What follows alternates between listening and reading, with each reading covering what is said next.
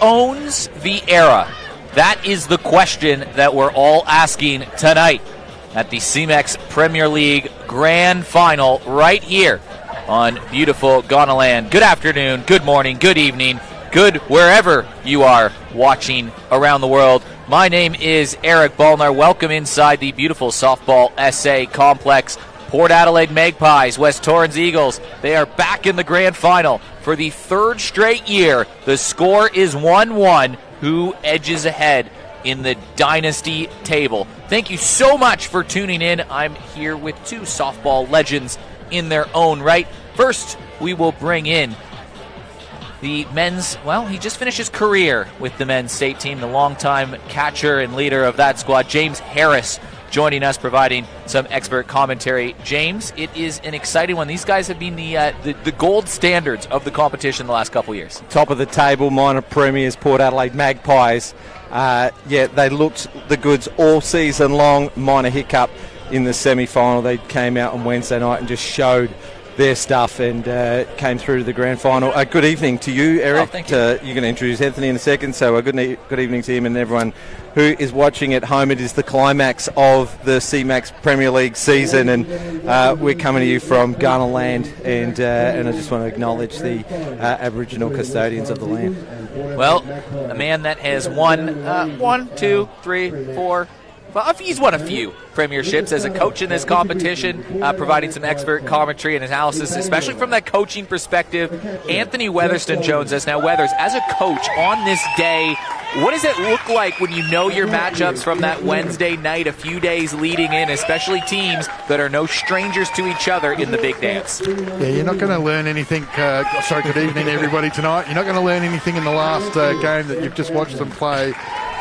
You've sort of got a pretty good idea after spending the season against them who you're up against, and obviously you're looking for a little bit of who's in form and who's in touch, sure, but this is really your own night. This is about what you're capable of executing, what you can do, control what you can control, all those adages. So it's going to be a massive classic. This is a trilogy. This is that's a great way of putting it. This is 1-1. So we'll see what happens tonight. And usually all great trilogies have a grand finale, and that's what we have today. 1-1 on the premiership score as you see the Port Adelaide Magpies run out on the field. And this is a good opportunity to pull up.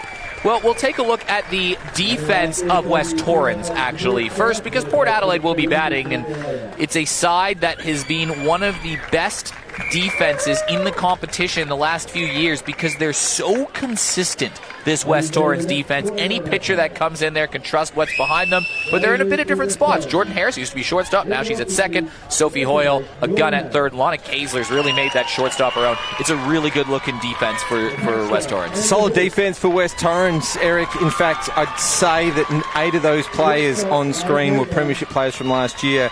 Take out Burridge and add in Kelsey Nucky. Not a bad replacement, of course, and they're just old hands at it, aren't they? They've been in the last 3 grand finals against Port Adelaide, but I think it goes back. They've been in 8 of the last 10.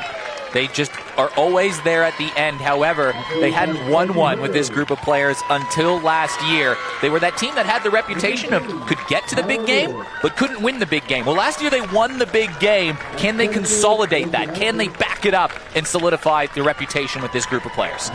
Oh, they've got the depth to do it. They showed last Saturday night that they can against this Port Adelaide lineup. They've met 5 times this year. West Torrens have won 2 out of those 5. The first 2 without Steph Trzynski. Port Adelaide batting lineup, and it is a formidable lineup with a capital F. They play hard, they play aggressive, they play on the line, they play with an edge. They come right at you to start. Jess Golden leading it off, but Brie Marcelino, you've loved watching her this year, Weathers, I know, because she's just probably the most dynamic hitter in the competition, and she won the award for it. Yeah, she was the inaugural winner of Mel McGee Batting Award for the ASA Association, which was a huge achievement, huge honour, and she lives up to the hype.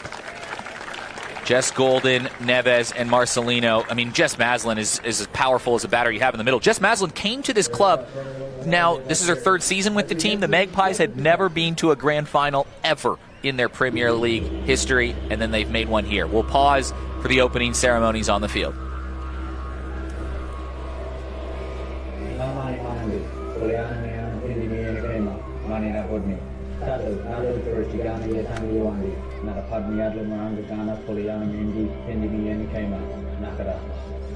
We acknowledge the land we meet on today is traditional lands of the Kaurna people, and we respect their spiritual relationship with the country.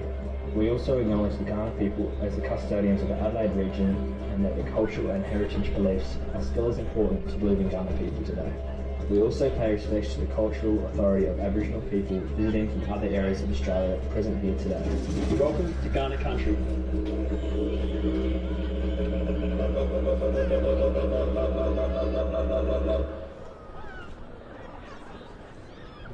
And now, ladies and gentlemen, I'll ask you, if able, to please stand for the national anthem.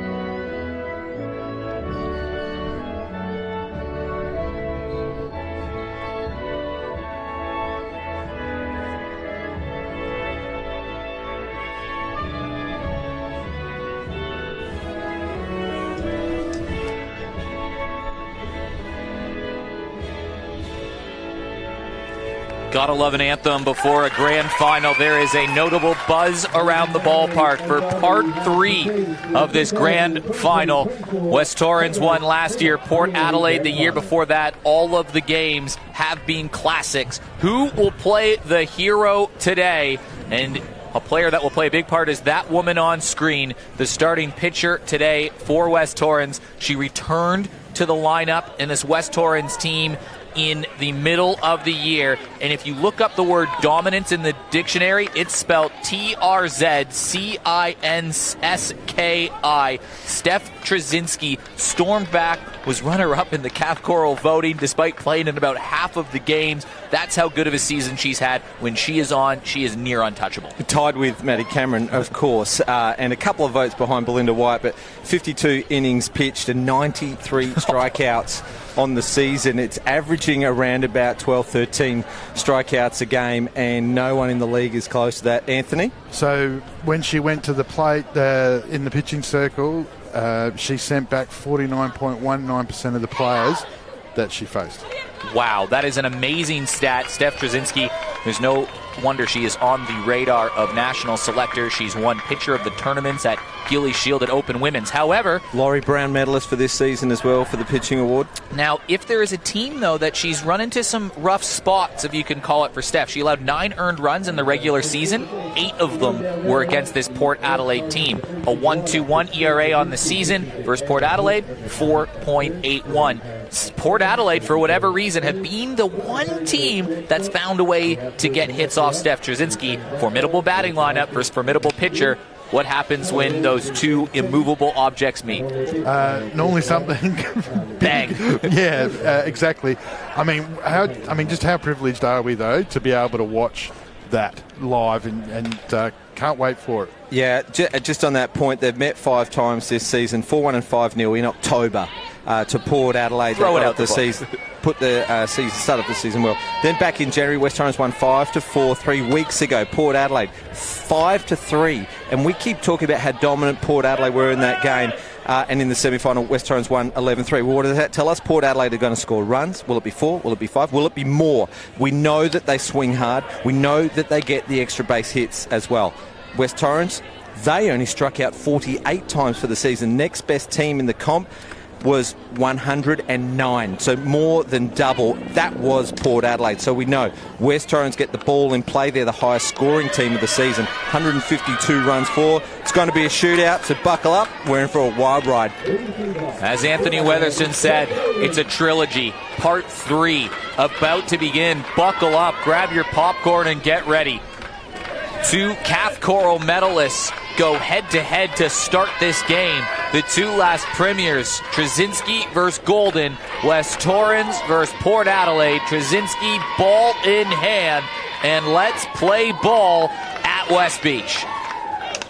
Pitch is up high, and Jess Golden, she plays hard, she plays fast, she steals a lot of bases, and you know that she's going to attack right away. And that's why she was the Cathcaro medalist last year, made a late charge this year as well. So, quality player all round.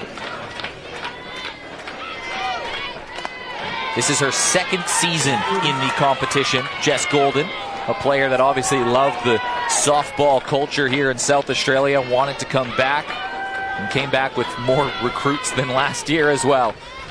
Notably right up against the line on the inside of the box. And that's indicative of how she plays. She plays right up on that line. She plays hard, and she'll go after it. 2-1 count. A patient start, though, for Golden. And there is that hard, fast swing, a lot of bat speed from her. So, considering what last Saturday, when West Torrens had been in the field for 15 minutes, with the bat for 15 minutes and scored 7, she dropped a running bunt at her first plate appearance. And so tonight, much more watchful, looking to put the ball long and make it count early. Okay, it's a strikeout from Steph Trzynski, who falls behind 2-0 to start, and she paints a corner and gets a former MVP down on strikes. You spoke of the Cathcaro medalists just a little bit before. There's 4 Cathcaro medalists in this game. They line up so well, these two teams, West Torrens and Port Adelaide. Lana Kaysler, Steph Trzynski, Jess Golden, Jess Maslin. 2 on each side. As Jess Neves, linchpin player, can play her in a few different parts of this lineup. Jess Neves allows a coach a little bit of flexibility, which you always love. And she's got the experience. She's delivered in big games before. Had the walk-off hit Wednesday night. And she swings through it. She's played on Stars teams in the past. Took a year away from softball to have her first child, and came back, and that love of softball so apparent in a player that just goes all out. And she's going to slash one to right field, straddling a line, but she just stays alive with that check swing. One of the great man's favourites. Lee Holt. Our man Lee, we're thinking of him tonight. It's the first one he's missed. In 111 years. That's it. The man that invented softball.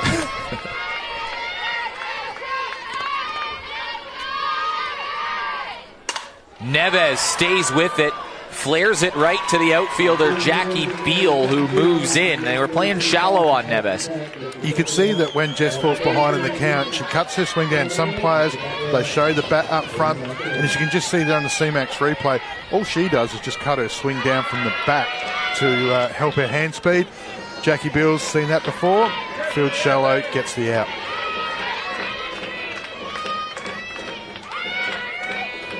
Brie Marcelino swings on the first pitch. It's right back to Trzynski. A 1-2-3 inning, including getting Golden and Marcelino, and Steph Trzynski with a groovy start to the game.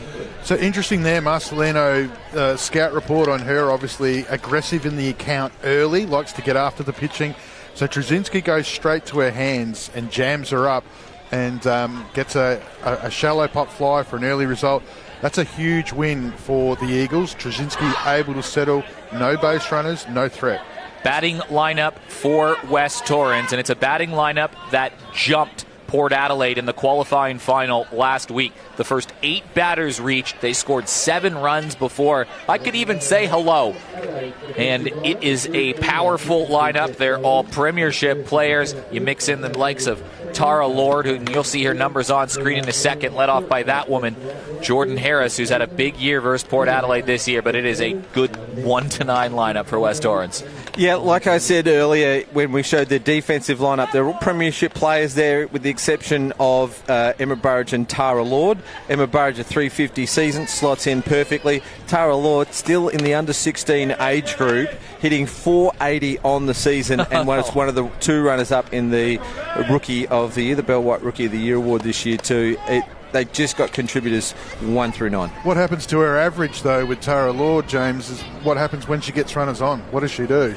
With runners in scoring position, it's plus 600. Unbelievable numbers. We'll take a look at the defense quickly. The big in here is Gemma Letton back in the lineup. She missed the preliminary final.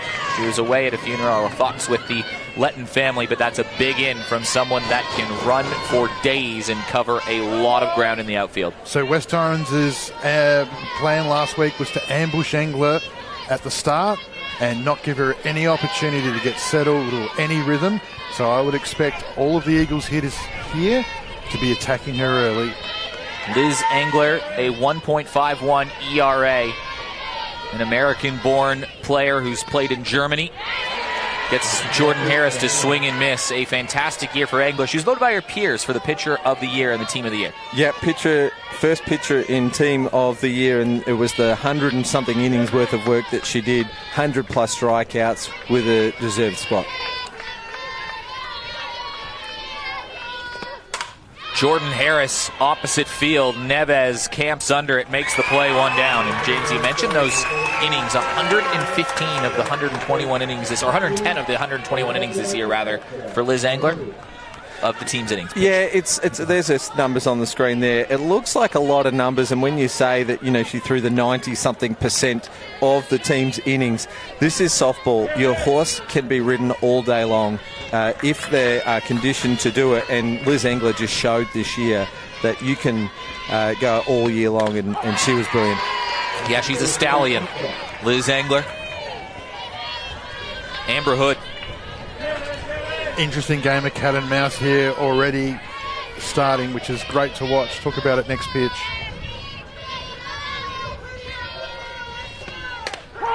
So Harris gets an off-pace pitch low in the zone, swings over it, and Jordan's 9 to go early.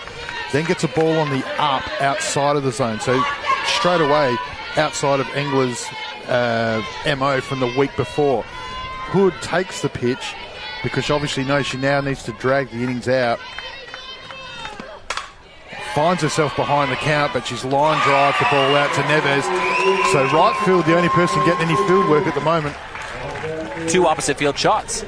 Yeah, definitely looking for the outside pitch. Both number 1 and number 2 batters going with it, and Jess Neves, right place, right time. Well, Lana Kaesler, go back to 1 year ago in this game. This woman, she was the star of the show. Her home run late in the game, breaking the deadlock, breaking the drought, winning the grand final effectively. And she has been on a heater to end the season. Brush back there from Engler, pushing Kaesler back off the plate. Mid-year, Kaesler's number were high 200s. She finished the year mid-400s. In the final game of the minor rounds, she had a 4-hit game. 4. Interesting there. So Kaesler gets brushed off in the first pitch. Second pitch goes away from her, trying to catch the outside. Just misses, does Engler.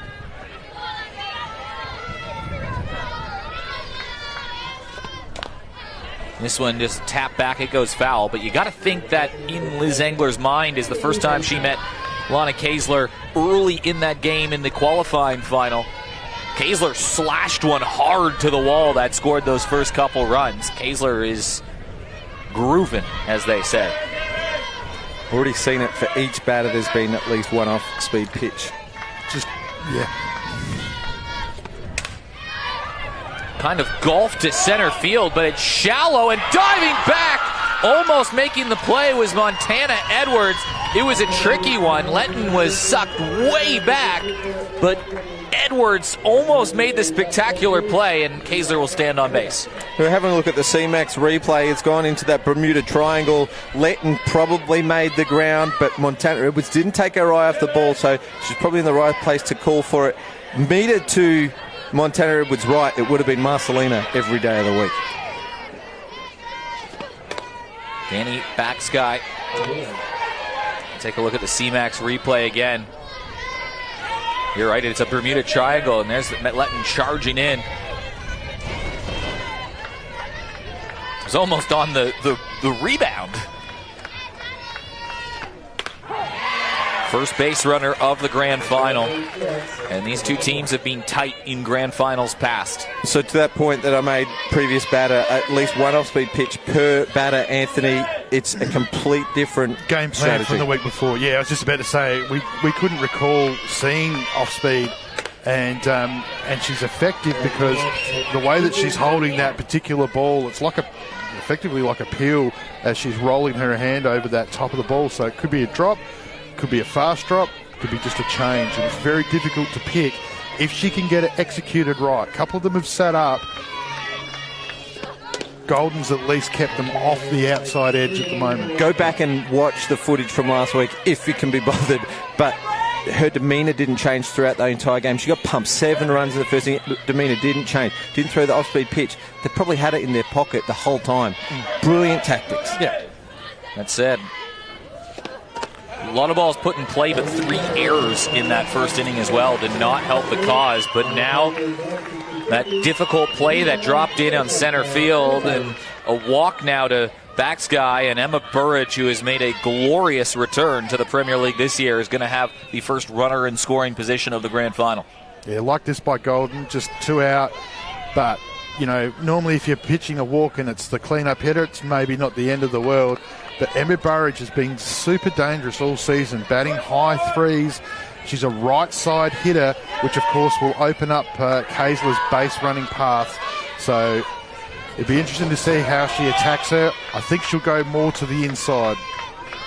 Very relaxed-looking Emma Burridge. Whether you saw that shot earlier of Mel McGee, the coach of the Eagles, just having that quick word with Emma Burridge, both sharing a smile, looking relaxed. That's something that the coaches obviously. This is grounded over to Marcelino. It takes a funny hop on her knees across the diamond. That slips away. It's going to cost them a run. Kaysler has scored. They had a look at 2, but they force a mistake, and the Eagles strike first.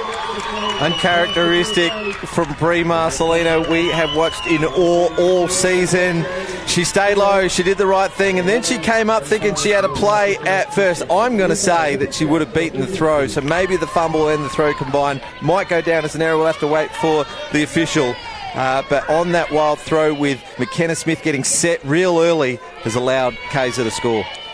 Big problem here is you've got Trzynski now coming to the plate. Runners at 2 and 3, and it's 2 out.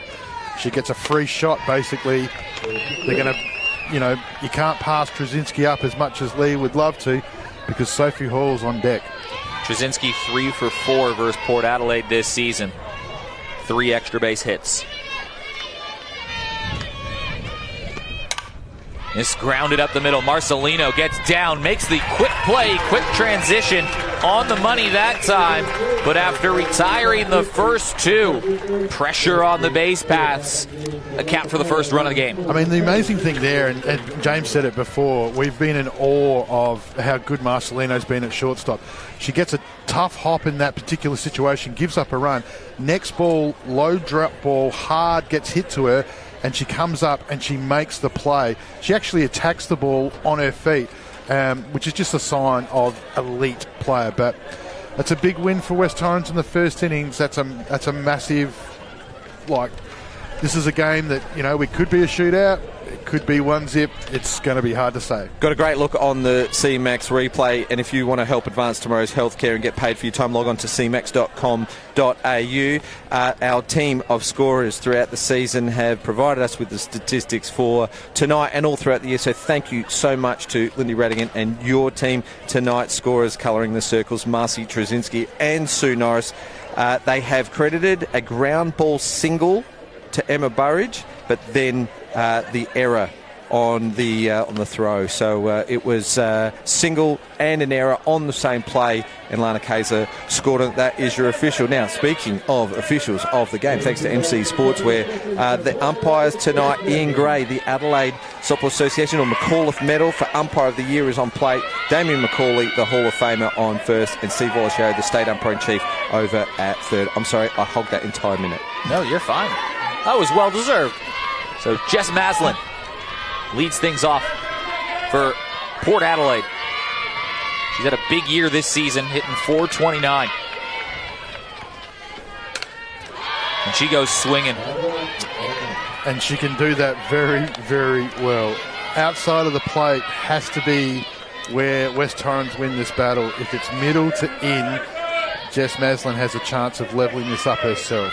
Your Lindy Radigan stat of the day, Jess Maslin 6 for 13 versus Port Adelaide this year with a home run and 5 RBIs. Trzynski goes looking for that edge and just misses. Speaking of errors and hits before, Lana Kaiser was scored a single beyond extraordinary effort from Montana Edwards. Maslin sees a strike called. Off pace though, so West Torrens taking a leaf out of the Port game book at this moment. Just switching it up there. Change up to a power hitter.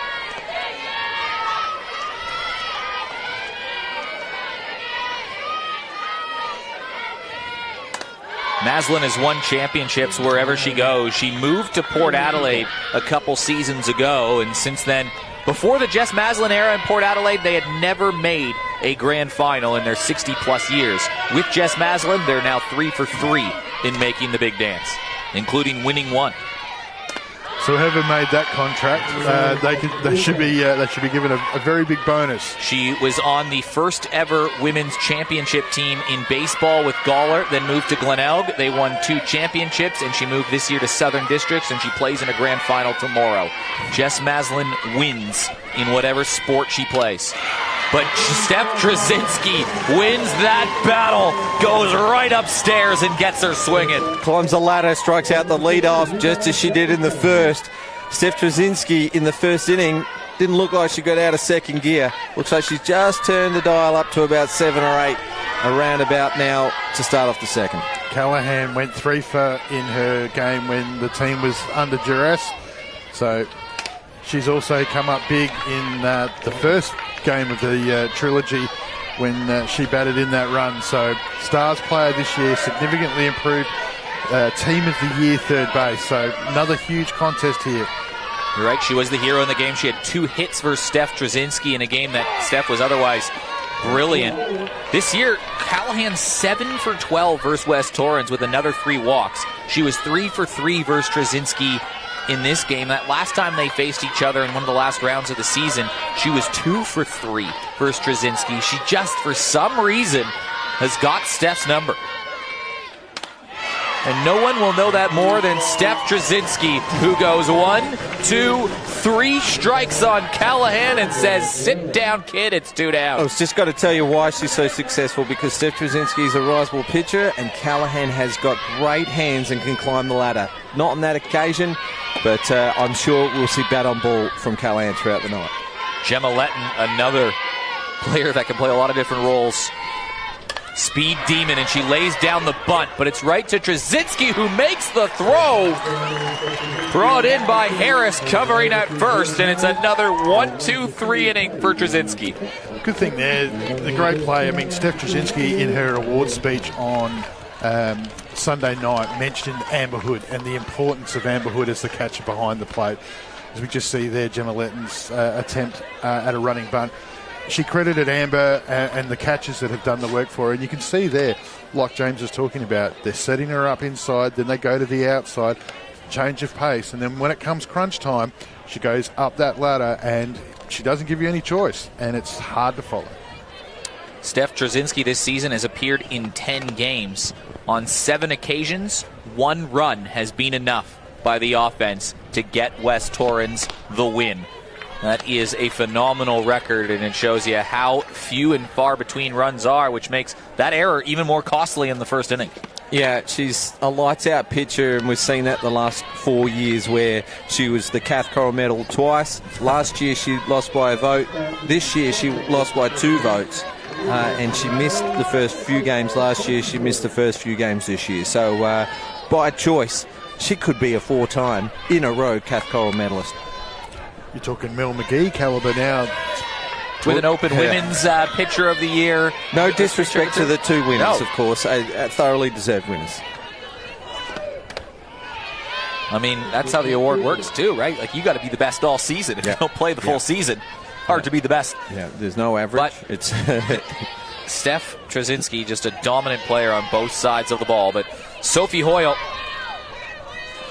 this is a big difference, I think, for me in these parts of the lineup.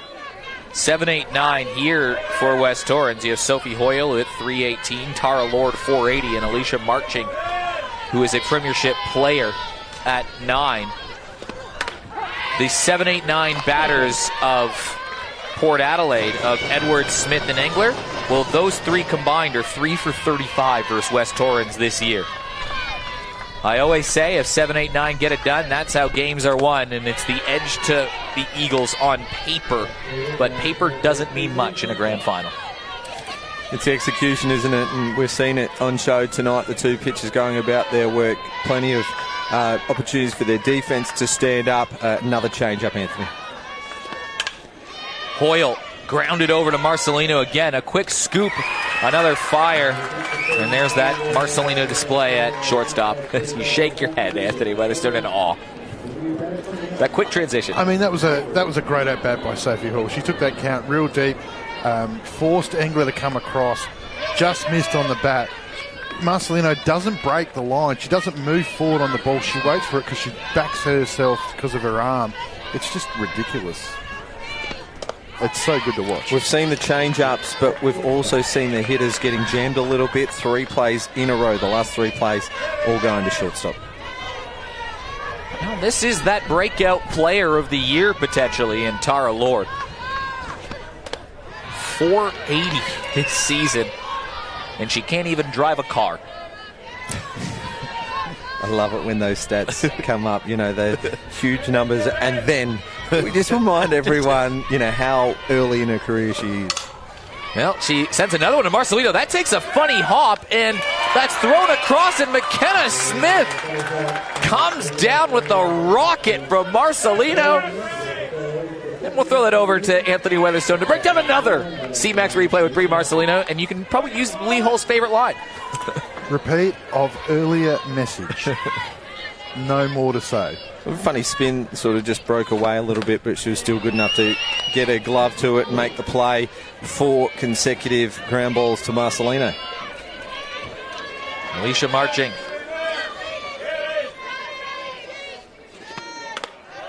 That pitch was biting back towards the zone. She had a good night last Saturday night. She contributed with a couple of hits as well. Like, there were so many hits throughout the West Torrens lineup, but even the 9 hit a couple of hits in the game.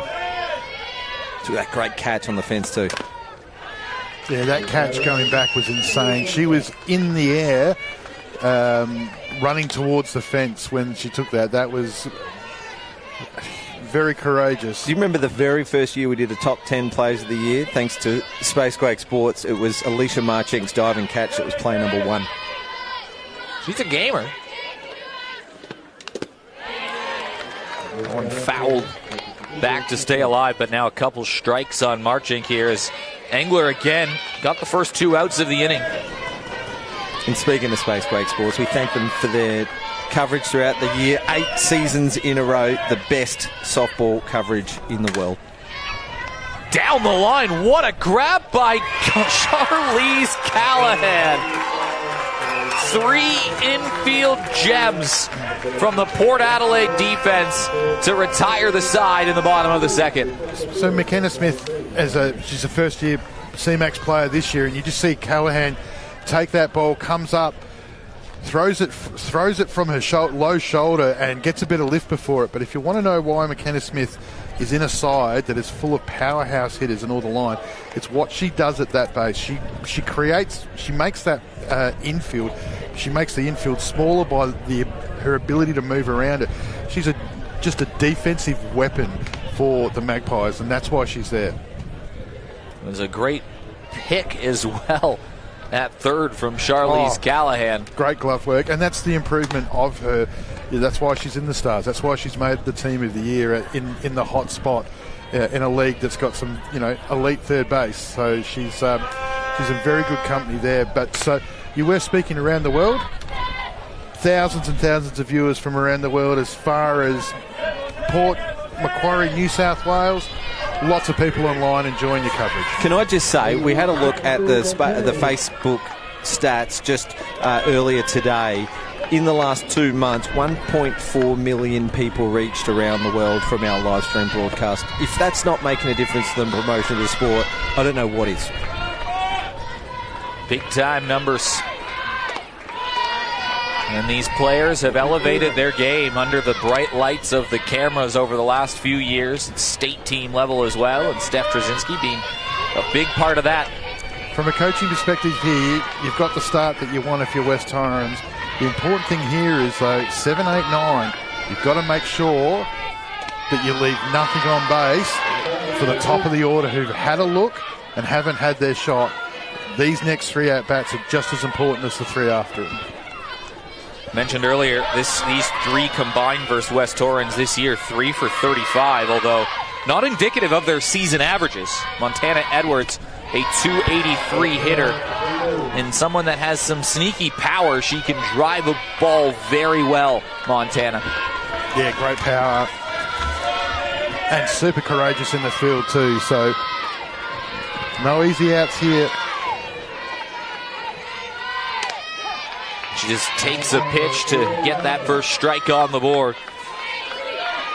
Port Adelaide without a base runner in this game so far. Early days, though. This is only the 7th batter of the game.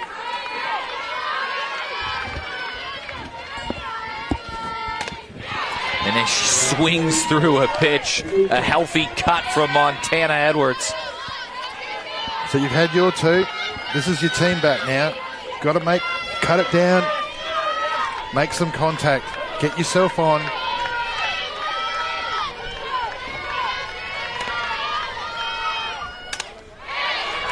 Not a bad swing from Edwards to stay alive. There's no real adjustment there. This is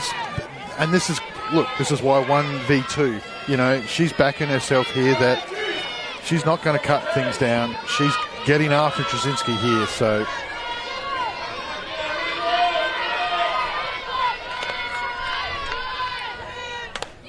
Trzynski, strikeout number 4, 7 up, 7 down to start the game. Struck out the leadoff in each of the 3 innings, and couldn't agree more with your comment. West Torrens can't leave a runner on base for the top of this order because you're not going to keep a good player down. McKenna Smith, that first base dynamo. Living in South Australia now, McKenna Smith.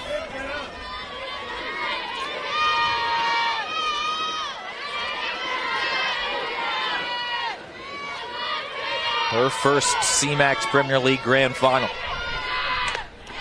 Trzynski turned up the wick on that one. Smashed into Hood's glove there. Port got to be careful here of not getting to try and into a slugfest with Steph Trzynski.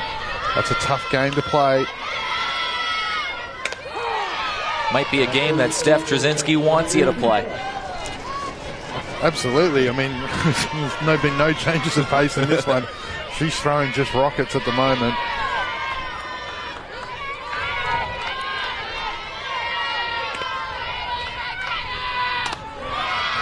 No messing about against Smith. Low numbers compared to the rest of her team, but she contributed Wednesday night. She always looks dialed in.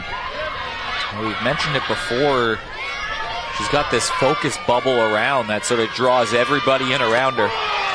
And it's another strikeout on the corners. She has that ball moving. 5 on the night. That's from the first 8 batters of the game.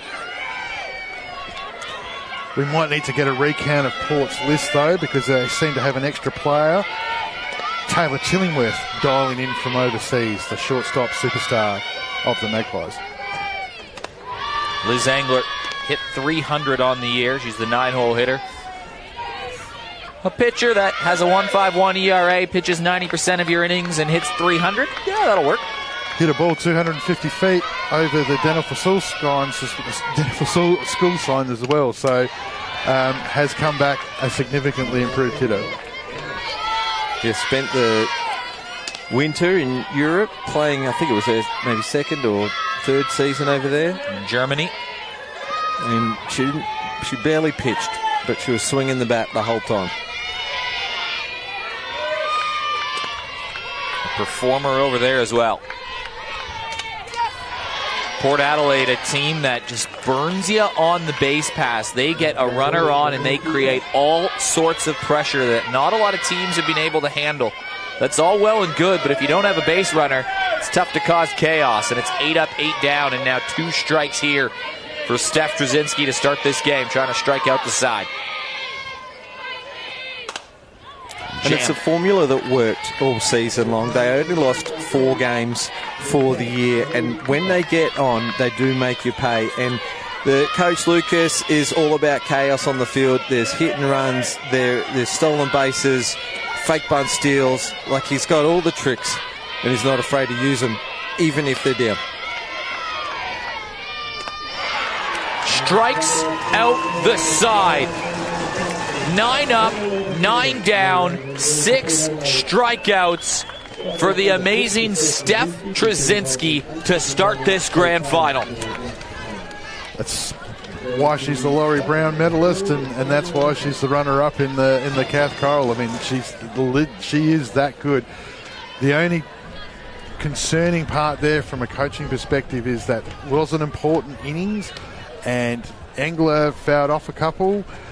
But outside of that, it needs to be a tougher contest. They need to, cut it down. You've got Golden to come. You've got Marcelino to come. You've got Maslin to come. Just needed one. Maybe, if you can get 2, 1 to advance. But that's the problem. If you get into a shootout with Steph Trzynski, that's what she wants you to do. She wants you to swing hard at her. 1 ball hit out of the infield, and it was a line out to right field, and it was a ball that barely left the infield with Jackie Beal playing well in on some soft contact. There was a few awards given, a few hardware, some silverware given out today around the ground, James and Weathers. Yeah, that's the C grade, the B grade premiers from the Sturt Falcons. That was on just before this game. Some big announcements after this game. The first announcements we'll make. Most successful club in both senior and junior divisions. We might have to get you to tell us who the other premiership teams were for the Adelaide competition, Anthony, as we about to kick off the home half of the third. No pressure. Jordan Harris. She showed that bunt there. You always have to be mindful of that with Harris. She can beat you with her feet. Second time through the lineup now for both teams from now on. And why is that important to note from a coaching perspective on your second time through? Well, obviously, this is where the adjustments that you've seen what you've seen, and obviously the game plan that the battery is using. But as a hitter, you've just got to be able to make the necessary adjustments to be productive. And there's no doubt these players would have played the game over in their head prior to coming here today. If I get one outside, I'm going to drive it opposite field. Second time round, I might shape the bunt. It's interesting to see the way that it will play out from here, because will the batters have a different frame of mind? Golden was watchful in her first at-bat. She's got to be aggressive this time. Harris cracks one over to short. There's Marcelino again. Throw down in the dirt. McKenna Smith gets down there and makes a play. Repeat of earlier message. Another ground out to 6. Watch this ball kick, and it kicks low. And she's still being the tallest athlete on the field. she's still got enough time to drop her hands and get down to it. Just do Brie Marcelino and McKenna Smith just like go to a backfield and Brie Marcelino just picks up a softball and chucks it as hard as she can at McKenna Smith and says, figure out how to catch this thing? Because it is amazing the connection that they've got. The delay in the game, the umpire down first baseline, Damien McCauley, just having a word to the fans just sitting to that side. So maybe a first warning. That ball up and in on Amber Hood, who's got about as good as a strike zone as possible. And there you go. There's, I think it's some Henley and Grange supporters that have come over as well down there. You can see Wilson Lee, you noticed, at the back of the field. That is Liz Engler's partner and a baseball player who has won a Caps medal before in the baseball community. So it was the Henley and Grange supporters down there, perhaps. Yeah, there they are. There's the Vuvuzela. That's what we heard, yeah. So Amber Hood, good piece of the ball before, just missed.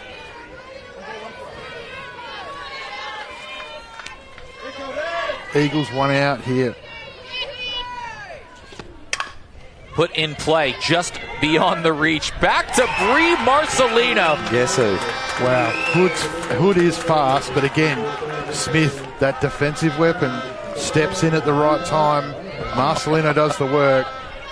6 of the last 7 plays have gone to Marcelino. She's executed 5 of them.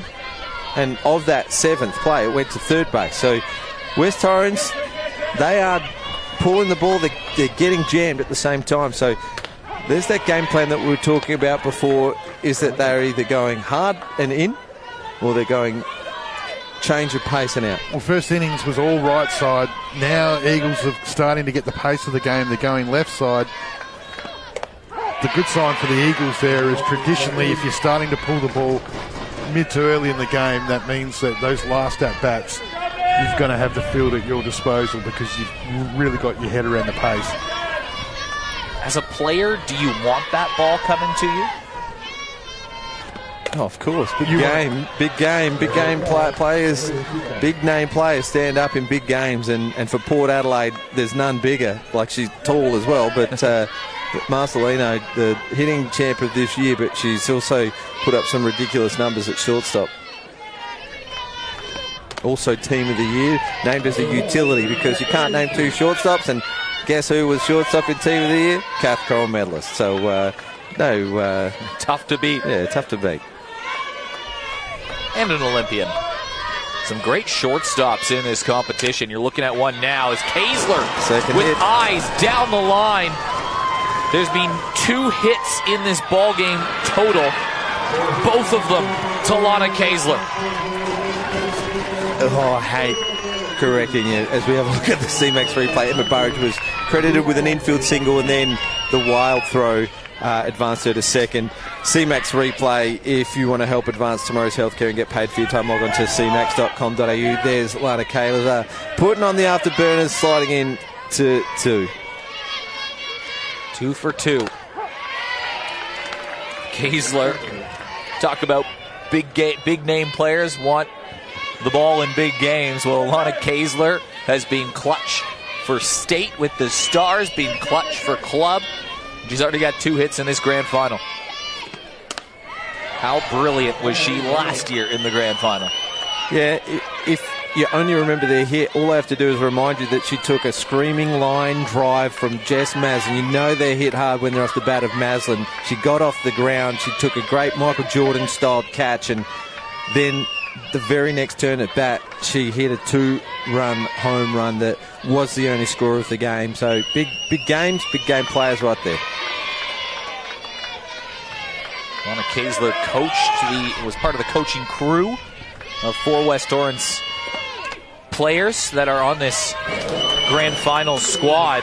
They coached the under-12s together this season, and they won a premiership to start the day today. And a tiebreak too, no less. In under-12s, a tiebreaker. Couldn't split them. Hood, Kaesler, Hoyle, and Marchink were the 4 coaches of that team. Good to see players give back. Oh, man. Like your Premier League players coaching your entry-level players as well. And Anthony, that brand new shield looked magnificent. It did. And so that means some of those girls have been here since 9:30 this morning. So long day. And it's a walk. So she's done that twice now, backside. Yeah, I was just going to say, same with the first inning, gets the first 2 outs, and then there was the hit from Kaesler and the walk to Backsky. And it's the exact same 2 players standing on base here. Emma Burridge had that infield single, as you corrected, James, that forced some chaos on the base pass that scored the first runner last time up. Smith's come off the line more than she was prior. So whether or not she's defending a particular part, because it's unlike, that's actually, she's right up the way across there, which is Burridge's hitting zone. Liz just getting into a little bit of quick pitch here. She just needs to break it up. She just needs slow the game down a little bit, do it on her time.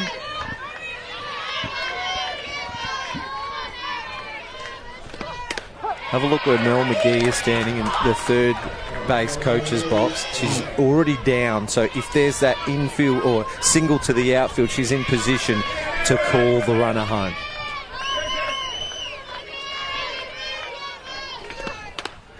Pitch up high, so Liz Engler battling just a little bit right now. Yeah, the battle at the moment is she's just not getting value for her edges at the moment, and then that brings her into the zone to have to do it, and then the hit comes. Bases loaded. Calf Coral medalist ×2 coming to the plate. Team of the year for the 5th consecutive year. You said it before, she was a player of the final when they won the under-19 nationals here. She was the pitcher of the tournament at the Gillies Shield, the last Gillies Shield that was played here. She's been a 4-year collegiate player. And in a game where both these teams are trying to cement a legacy and own an era, a hit here from Trzynski, she can own the night. Well, the hardest thing here right now is Engler has to go at Trzynski. It's 2 out, but the bases are loaded. She can't throw around her. She's got to go at her. Driven to center field. Letton tracks over and makes the play. Trzynski connected. Port survive. It's still a 1-run game. They've left 5 on. Now West Torrens, here's the C-Max replay. She got all of it. Have a look at Gemma Letton. She makes up ground. She reads the ball so well. Gets comfortably under it. And although the hit looked big, it was never in doubt that Letton was going to get to the ball. Look. Opportunities, quality for sure. But I'll tell you what Liz Engler needs right now, and that's she needs her teammates to start putting some heavy bat on ball and giving her something to throw to, because at the moment Trzynski's on fire. They've got to make a break. On screen there you can see representatives from a few different clubs under the Seacombe Tigers tent there. Zoe Adams having a few drinks. There's the Port Adelaide supporters. They've already had a warning tonight. But plenty of people watching around the ground. And we've got one of our favourites who watches us live every time we're on, Joanne Marie from Geelong. Shout out to you guys. And a legend of men's softball who used to dominate from the circle and with the bat. Chris Kiefel from Victoria is tuned in. Hey, let's give a shout out to Karen Milburn, who normally watches these grand finals and seasons all the way from Guelph, Ontario. But she's watching from a couch in Grange. Over visiting. Hi to Chris. He was over in Adelaide just earlier in the month. Yeah, caught up with him. Absolute legend. Jess Golden leading things off. Second time through the lineup for Port Adelaide.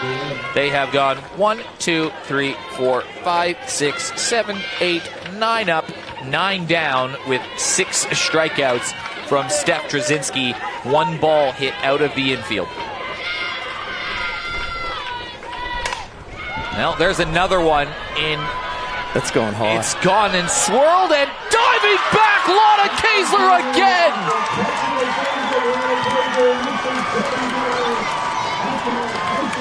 Oh.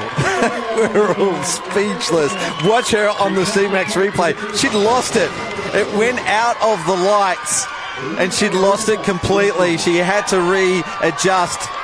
She never took her eye off it, and she dives to make the catch. What a play. And a big sigh of relief from Lana Kaesler.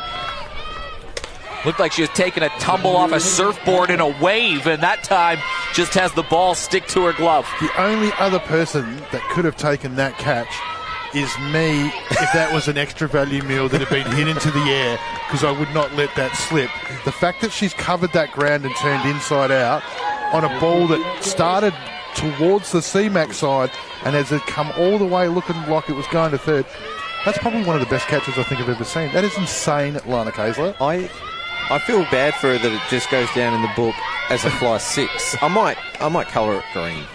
I put a star next to it in mine. It's a little chop shot to right field. It drops in, and Jess Neves is the first base runner for Port Adelaide, who break up a Trzynski perfect game. Coach Lucas knows that it's going to be a very tight game, so he's burning Neves right now, going straight to Thompson. He's bringing out the fastest runner in his team, probably alongside Golden and Marcelino. And he's sending Thompson out because he knows that he's got the best hitter in the competition and probably the best power hitter in the competition to follow. And he's 1-0 down in the fourth. He's pulled the trigger. Game on. Oh, he's brought out Chloe Davis. Same ballpark as speed. Well, that is a surprise. I thought he would, if he was going to pull the trigger, I thought it would be Thompson. Well. Yeah, like if you're going to, let's not lose sight of the fact that Chloe Davis is a gun. So, well, the fact is that Zoe Thompson has played that role the entire year. Yep. Well, Zoe Thompson can still be used though as a courtesy and speed up runner for any catchers and folks that get on. So it's not like it's a complete take Zoe Thompson out of the game. But that's what it is. It's a pinch runner. It's a substitution. Ben Lucas never afraid to fire his shot, and he's fired one here with the hitting champion of the C-Max Premier League, the pride of Yukon, Brie Marcelino, up to bat. Lee would call it now change. There it was. Marcelino's just chased one up high on the pitch before that was a rocket. Behind in the count. Runner on, you know that she's going to be hanging on everything. Did you say Yukon? Yeah, University of Connecticut. Right, okay, yeah. I'm thinking you meant like Canada, yeah, Yukon? Across the border, yeah. Smash to shortstop. Kaesler for one. Harris holds on. She was thinking about two. But a ground ball, and Lana Kaesler now at the center of two big-time defensive plays. Yeah, and look, I mean, we've just talked about how great Lana's catch was. Equally as important was her getting down low and making sure that that ball didn't get past her. Marcelino beats it out. Still not off the hook here with Maslin, but it is 2 out now, so... Maslin struck out her first time up, but this year versus West Torrens, 6 for 13 with a home run, 5 RBIs, hit .429 on the season. Importantly in that play, though, Jordan Harris deciding not to throw the ball, and sometimes that's a great decision. You saw a throwing error cost Port Adelaide a run earlier. Deep, they're fielding deep. The pivots for West Torrens, the outfielders are deep as well. Backside's in the crowd at left field. I mean, when Maslin hits it, it gets hit. Yeah, she hit a ball on Wednesday. I think it was Saturday. That was an absolute tracer. But this is the battle that was with Trzynski, and it's the trying to figure her out. Trzynski wants you to go at her, and that's the point. She just drags you into it. Just got to be able to cut that swing down and just use her pace, but it's just so hard.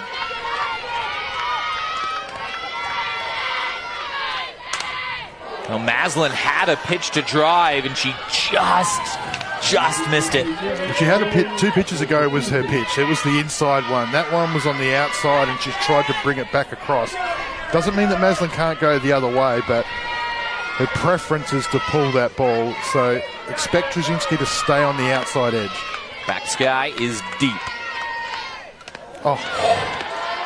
And Jess Maslin just got a piece of it, and it was nearly caught by Amber Hood, but the at-bat lives on. Life for Maslin. Foul tip that was spilt by the catcher. You can't help that. I mean, any tip from the batter, it's so hard to catch, but a life. And didn't they make him pay? Swing and a miss, and there's a fist bump from Trzynski. Gets out of a jam. 7 strikeouts. I mean, if you can call a jam a base runner for Steph Trzynski. Who didn't advance.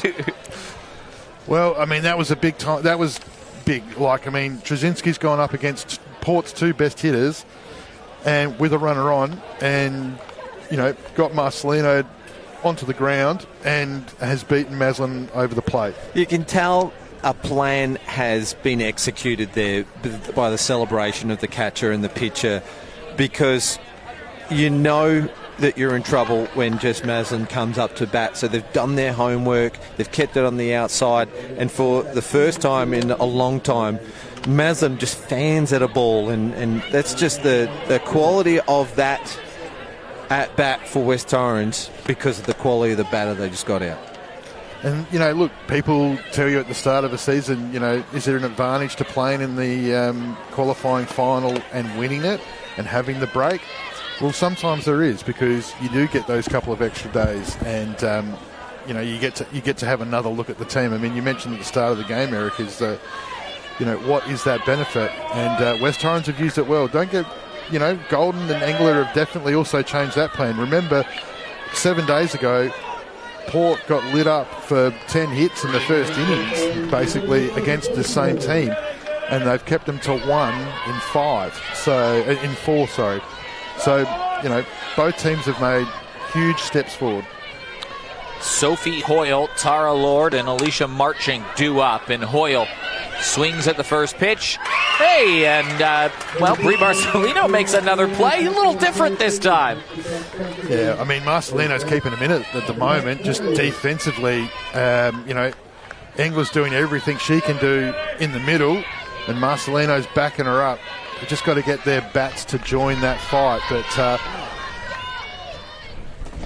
the best thing for Engler right here is a quick innings and a bit more of a settled look at that lineup. Bit of maturity there by Lord. You know, first pitch by the lead-off and comes in and takes a strike. Rides that inside edge of the plate, and Engler quickly ahead 0-2. As James mentioned before too, Engler super impressive so far. Even though things haven't gone their way, you wouldn't know that she's under any duress, or, you know, you think you're on top of her or anything. Well, she looks just as dialed in as she did at the start. 1 unearned run in just 3 hits, and 2 of them were infield. Lord over towards McKenna Smith. It was a tricky play, and she almost made it. She stays alive. Yeah, that's tough. For those at home, that's into the wind, so that ball's actually died on Smith as she's got to it, so...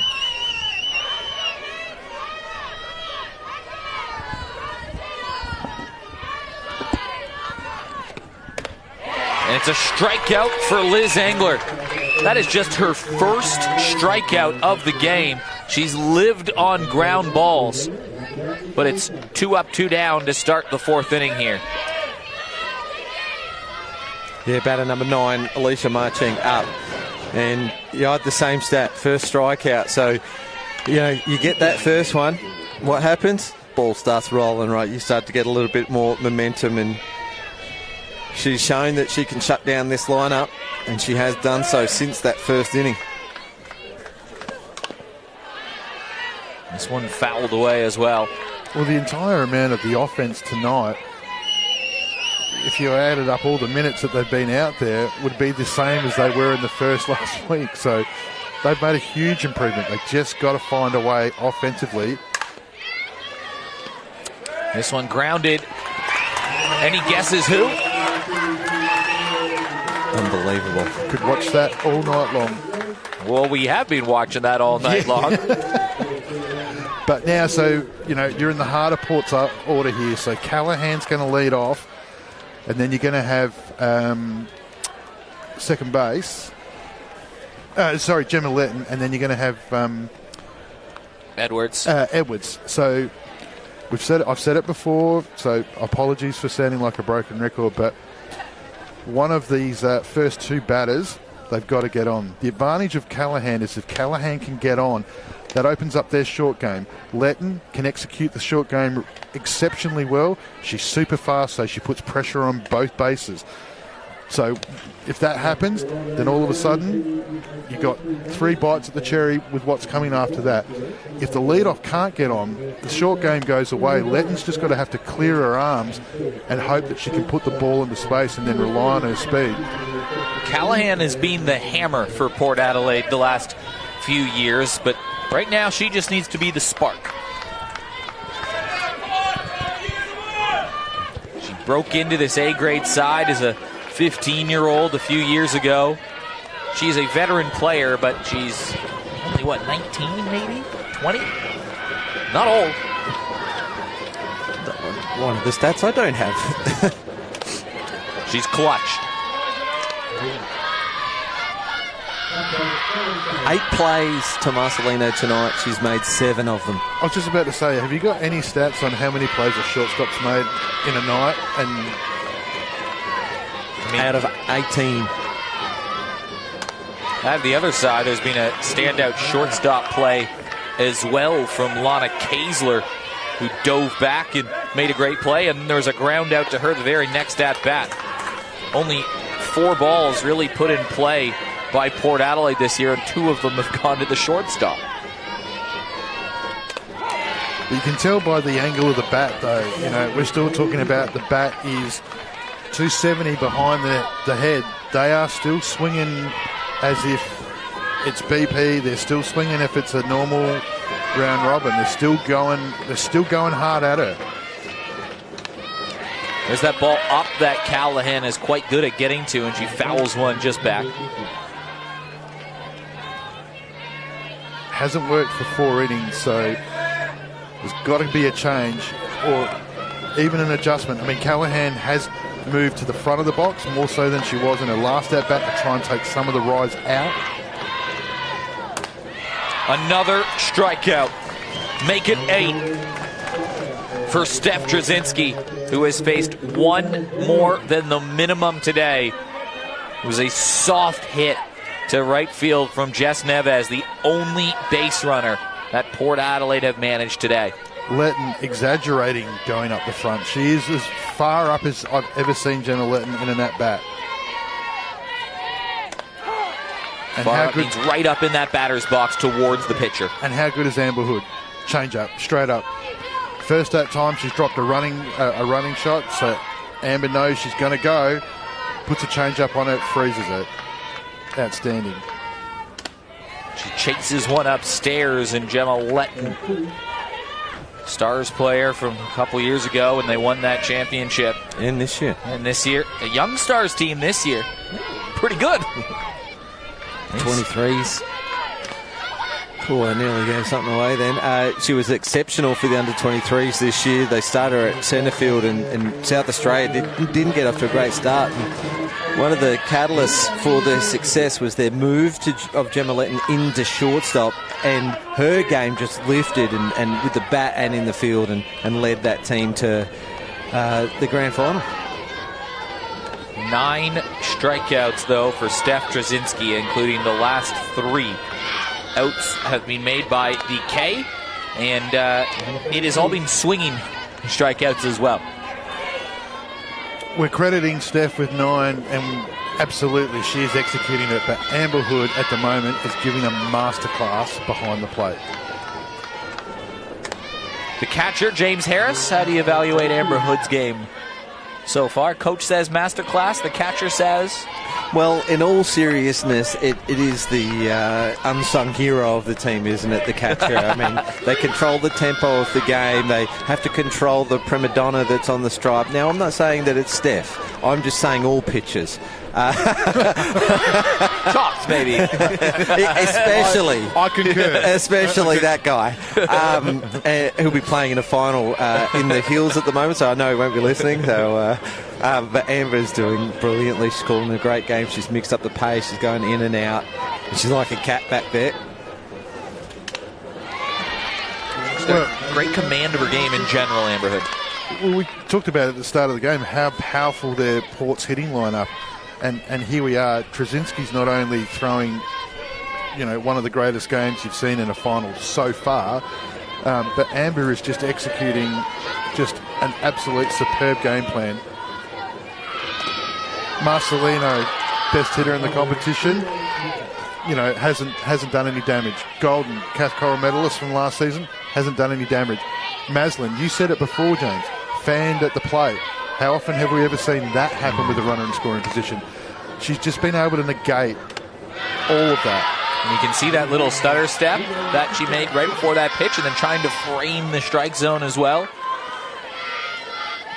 Edwards does well to stay off that one, goes to a full count. She's been able to get bat on ball, but also pick good walks at important times, Edwards, so far in the season. Stays alive, Montana Edwards.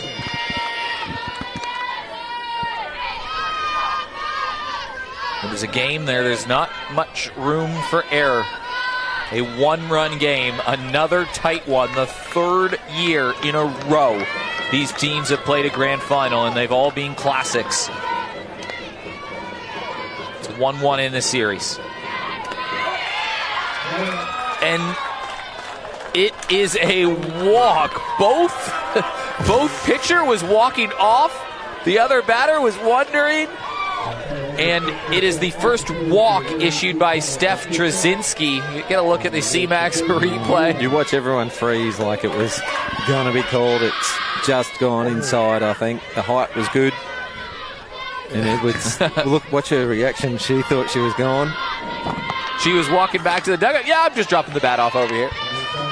What a great walk from Montana Edwards. Had to foul a couple away. That is a plucky battling at bat. Now McKenna Smith, who only is hitting 137 on the year. This would be a great time for a big hit for McKenna Smith. Contact. Yeah, contact's very important, Eric, because if she can get on, you've got the 300 hitter Liz Engler on deck, and then you get around to the top of the order. You're saying couldn't ring truer right now. 7, 8, 9, get it done. That's how games are won.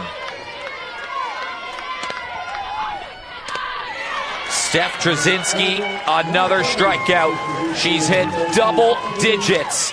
10 in a grand final. She strikes out the side for the second time today. And Steph, she's having a good day today. And you can just see West Torrens as they've come off the diamond there. Lots of positive encouragement, as you would imagine, each getting around each other, coaches out the front. So they've definitely got some momentum on that side of the diamond, which is not something you want West Torrens to have, especially in a final. So, well, for Port Adelaide, it's got late early. There's only 6 outs they have left to score this run, and they will only get one more crack at that top of the lineup with their big boppers on the season. So this is an important inning here, you'd think, for Liz Engler to hold to keep Port in it. She got a quick one last time. So it's top of the lineup. Yeah, top of the lineup for West Torrens. Anthony, you were mentioning the people who are watching from around the world. We've got a good friend over in WA, Jason Garner, who's watching. He was over for the Open Men's as well. But in my opinion, the greatest of all time, South Australian. I know she finished her career interstate. Tracy Freeman, or Tracy Mosley as people know her, watching as well, supporting the Eagles. Jordan Harris leading things off. Third time through. And it's a first pitch swing. And guess what?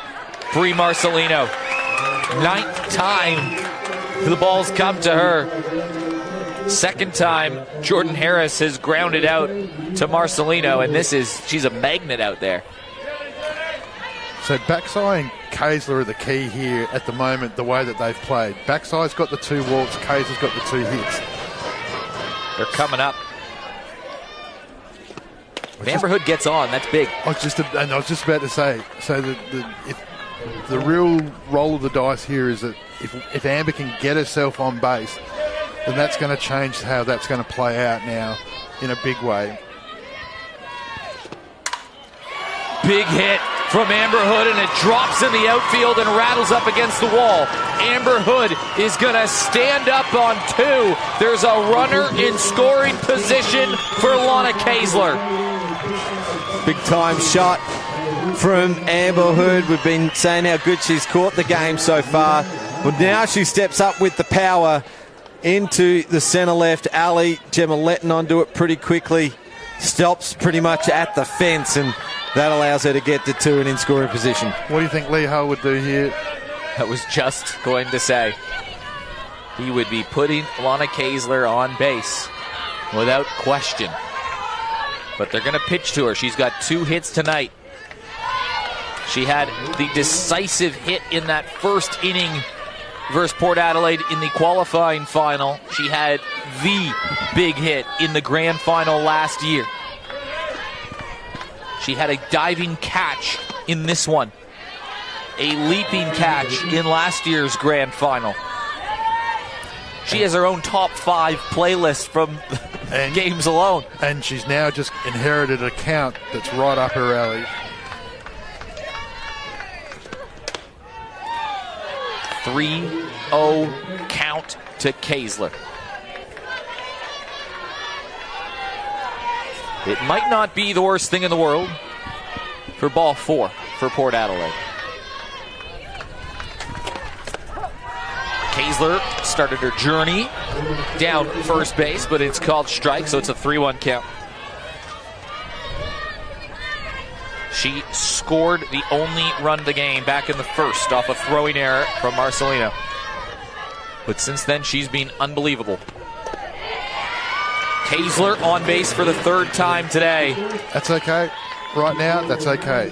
The trick here now is Backside's had 2 walks, so you've got to attack her now. Marcelino is lights out at shortstop. She's quick enough that she can turn a double here. The danger, of course, is that Backside's that good enough hitter. She can put the ball to space and pretty much put this thing. Behind Backsky, though, is Emma Burridge, who is also 1 for 1 with a walk. The 3-4-5 hitters for West Torrens in this game, well, they've got a combined 3 hits and 4 walks. They have not been out in this game yet. I always say, if 3-4-5 get it done, that's... You always say that, Eric. I can concur on that. Baskeye just coming in this at-bat with a totally different frame of mind. She was so watchful her first 2 turns at bat, got rewarded with 2 walks. Here she's come up swinging at all 3 pitches. Pressure point, as Eric Bono would say. This could be the championship run, though, at second base. The way that Steph Trzynski's going, you give her a little bit of insurance. A crucial run. Well, as you say, time's running out. We're down to 6 outs for the Magpies, so they've got to make sure that nothing scores here in a 1-out situation. Down the line again, it just goes foul. Hood's already at 3rd as that ball is getting to Maslin. Granted, it's foul, but that just shows you how fast Amber is, and she will score on a single to the outfield. Backsky. What a job she's got having to bat in the middle of this West Torrens lineup. A veteran player who's come over from Queensland and made a huge impact in the South Australian softball community. She's the board director of high performance, and we're very lucky to have her. So bringing just bringing some of that Queensland intel for us, which they've had a very, very successful past in the men's and women's games. So, and she's been great so far. Well, the director sent one down the line. It's going to score a run. Backsky will stay at 2. Kaesler held up, but director Danny has doubled the lead. James called it. He said her intent had completely changed when she went to the plate this time. She's batted like a clean-up hitter. Just and again, just gone with the ball, using Engler's pace. Didn't even follow through, and Hood was always going to score. No easier now with Burridge at the plate. And Trzynski to follow, still one out, and now it's two more runners in scoring position. Runner on second, runner on third. 2-0 lead, and you got to think another run makes it an almighty challenge. Port Adelaide would have it in the back of their head as well. They gave up 7 in the first inning a week ago, but then they gave up 4 in the 5th. And that came from hits like the ones that we've seen tonight. Kaysler's double, Amber Hood's hit earlier in the inning, Danny's hit in this inning, as well as, Steph Trzynski got a huge piece of the ball that was caught by Gemma Letton. So West Torrens now starting to get their pitches and they're starting to hit the ball hard. Defence for Port Adelaide has to stand up right here, right now. They cannot let it get away for more than 2 runs.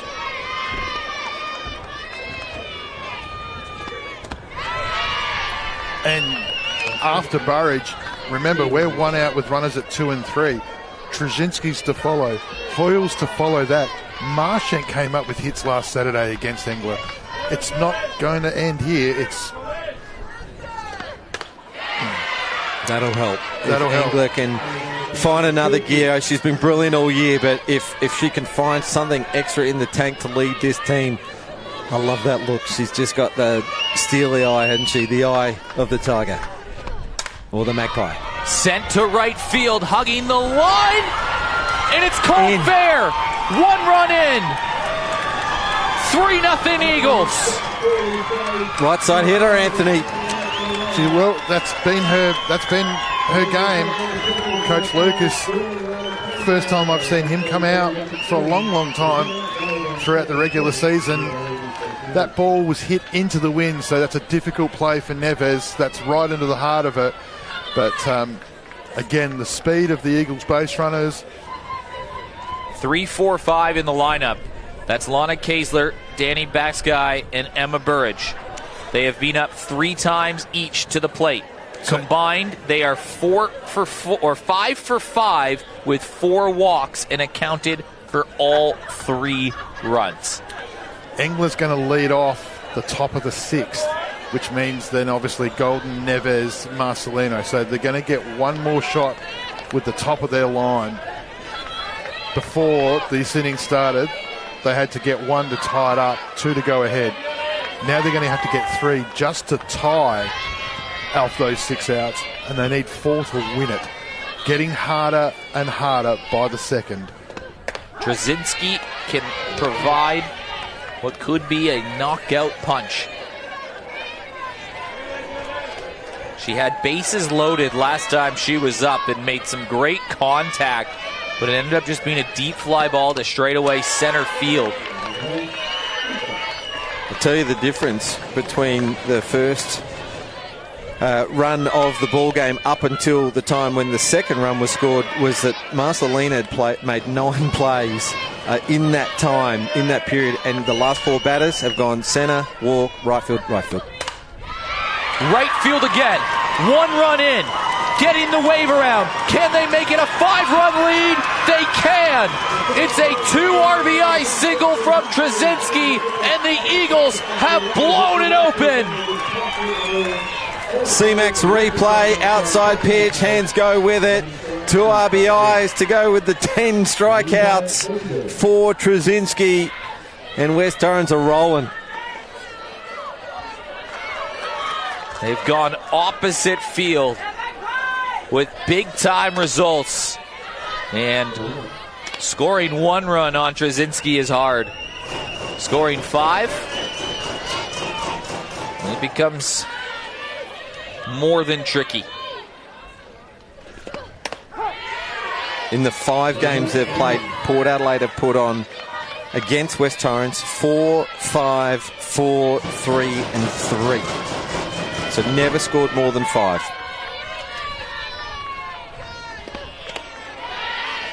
No need to do that in the last 2 innings.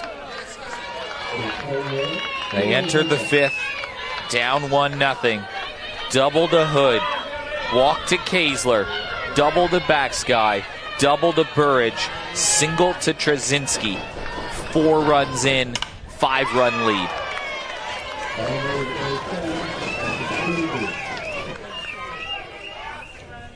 And now these outs become just even more challenging for Port Adelaide. They got to wade through some tricky waters.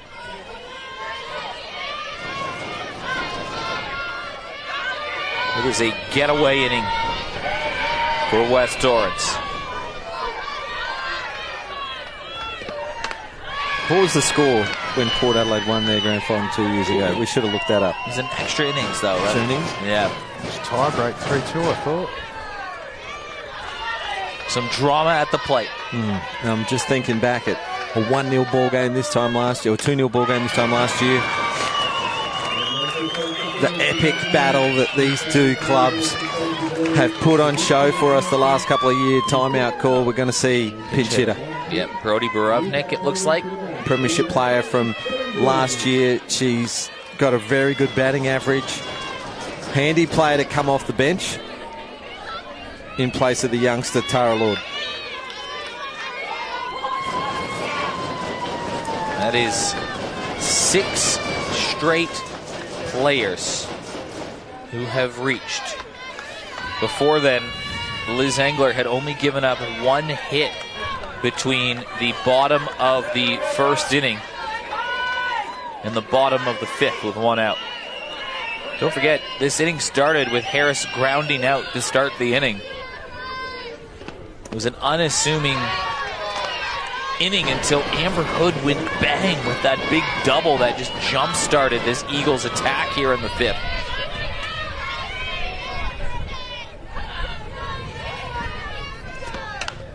This one grounded away. I'm just trying to put it into words to the Eagles, I suppose, members, the difference that Coach Lamry, Coach Thomas and Coach McGee make, and putting the 3 of them together and what that's done to the Eagles over the past few seasons. Up the middle again. Trzynski is rounding 3rd. Here comes the throw. 6-0 Eagles. An absolute bullet past the mitt of Engler. It sat her down. It was hit so hard that Hoyle couldn't advance past second. Let's have a look at the CMAX replay. Letton got it in quick, smart to the cutoff, and Smith didn't play home. If you watch Steph Trzynski on this replay, she misses home because she changed her mind. She was in 2 minds whether to slide. She had to come back, so if that throw had gone over from the relay, they may have got a cheap out. Make it 7 in a row that have reached. And if you want to help Advance Tomorrow's Healthcare and get paid for your time, log on to cmax.com.au. Coming out of the game, Brody Borovnik, have a look what it means to this team right now for the pinch hitting Borovnik. First pitch swing, and there was a bit of a tangle over at first base. It goes foul anyways. And now West Torrens, are they just 1 run away from winning this? 7 after 5? It snuck right up on us. You're absolutely right. We're in run rule territory with that game-ending run in scoring position. Grounded down the line, and it goes foul. A mercy rule is on the cards for West Torrens right here. And no one would have expected or called that. They have just jumped Port Adelaide here in the 5th. The minor premiers in the season. West Torrens trying to go back-to-back. This one fouled off of the batter. Chopped off the plate and onto the helmet of Marching. She's almost lucky, really, that it did hit her, because Golden was up ready to make the play. It is a run rule here in the competition. 7 runs after 5 innings, a lead of that. The game is called. This one grounded down the line, and if that was a hop away. Sophie Hoyle at second, the clinching run. The scary thing here is the lineup's going to turn over. Is Harris is on deck, and Harris has the ability to put the ball to the fence. She puts the ball in play. Like,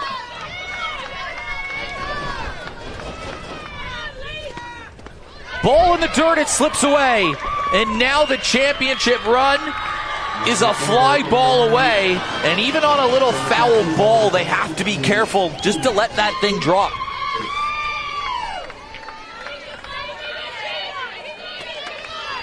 Marchink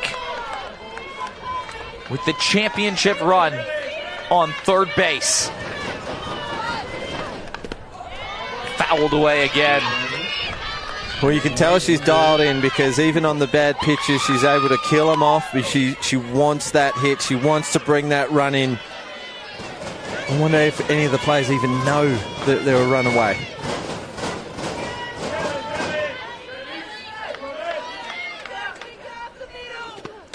Marchink over towards first. It goes foul. The interesting thing about that play is, and we saw it in the Gillies Shield, that Smith could field that one and just make the out at one, not even knowing that the game-ending run's over there at third.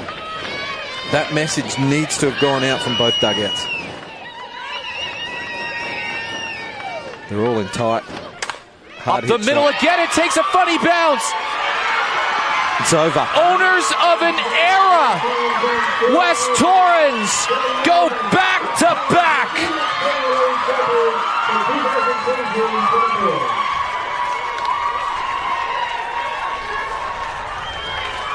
Six runs in a hurry on a stretch of 8 batters in a row who reach. And the Eagles pile it on and win a premiership. Let's give Anthony some credit here. It's Anthony Weatherstone Appreciation Moment. 80th season of the Adelaide Softball Association. Congratulations, you made some wholesale changes. We can give you a moment to say thank you, but you've got to go out and present some medals and shields. Thank you, James. Thanks, Eric. Thanks, Space Quake. Thanks to C-Max for what they've done. Thanks to both these teams for playing a great grand final. And we're looking forward to next season. I'll leave you gentlemen with it. It's just you and me now, Eric. There's Sophie Hoyle crossing the plate, the game-ending run. Alicia Marchink was on screen on the C-Max replay just before. I'd love to see that replay again, the one that was just before this one of Marchink's running down the line, because I think you could see that exchange between herself and Terry Lamery, where it was, we won? You could see that moment right there with the heads. I don't think she realized that that was it right there with the run roll, and you can see how much it means. That is a great moment caught on camera, but just that little, you can see it in her face, we did it. Back-to-back premierships for the Eagles. There's Kaysler and Harris sharing a moment. The whole team contributed in that last inning. Unbelievable. A clutch at-bat from Brodie Brovnik. She didn't get the start. She's a premiership player from last year. An RBI single that went like a bullet straight up the middle. The two teams shaking hands. Congratulations to both teams. Look, a couple of moments for Port Adelaide in that game. Marcelino to start it off. She had 9 plays in the field and was almost unstoppable. Great scenes here, James. Sorry, just look at this. Celebrating with their club. It was a big day for their club. They had a couple of junior premierships, or 3 junior premierships, and now the A-grade premierships. So 4 premierships for the club. They're really showing their appreciation to this community. I was just saying for Port Adelaide, Marcelina was unbelievable today. And then you flip the page over. Neves was pretty good with the bat and in the field as well. She was peppered there in that last inning. But all year long they were terrific, Port Adelaide, and just got beat by, well, I guess they say it in sport, isn't it, the better team on the day. And both wins against Port Adelaide in the finals by West Torrens were in run rule in 5 innings. Well, how about the bounce back from Steph Trzynski? And I use this bounce back lightly. I mean, they lost in extra innings, West Torrens, 2 years ago to Port Adelaide, and Trzynski gave up 3 runs in the game, and it went to extra innings. One of them was inherited. It was a great performance from Trzynski, but you know that she took that one tough. She's now bounced back with 2 straight grand finals where she's tossed a shutout from the circle. That is unbelievable from one of the all-time greats. There she is on screen. Steph Trzynski led the defensive and contributed offensively for West Torrens. And 10 strikeouts just on the other side of the Cuddlers Angler through one. She just showed that game from 21 days ago when Port Adelaide just dominated that game and they all contributed through the lineup, that she can shut down the best lineups in this competition. I mean, this game was tight until it wasn't. It was just an onslaught here in the 5th inning.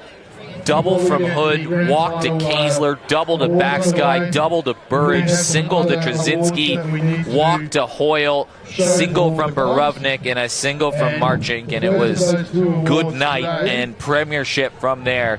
And like you said at the top of the broadcast, they had been to 8 out of 10 8 out of 10 games. Premierships, and they've won how many of them? 2. I just missed that. I was getting tapped on the shoulder. We've got people everywhere. It is the 23-24 CMAX Premier League season coming to a wrap. It has been an absolute pleasure to bring you softball on the live stream yet again, the best softball broadcast that you will find anywhere, and that is to Spacequake. Thanks to Spacequake Sports. 8 seasons we've been doing this. We will be back next year. We're going through the presentations, but we're going to wrap it up. I want to thank you, Eric, and I want to thank every single person throughout the season that put on a headset. We put ourselves out there for ridicule, and people will want to have their say. We call it as we see it, and tonight we saw a brilliant game, and I'm so proud of everything that you do for us, and Anthony and Pete and every single other person who does commentate. So thank you. Thank you to our broadcast partner, CMAX Clinical Research. If you want to help advance tomorrow's healthcare and get paid for your time, log on to cmax.com.au, MC Sportswear, and everyone else that contributes to this broadcast. Eric, I'm going to leave it with you to wrap it up. Well said, James. We'll leave it there. Thanks, everybody, for tuning in once again. We'll leave you with pictures of the Premiers, owners of an era, back-to-back for the Eagles, putting their stamp on this dynastic run in West Torrens softball.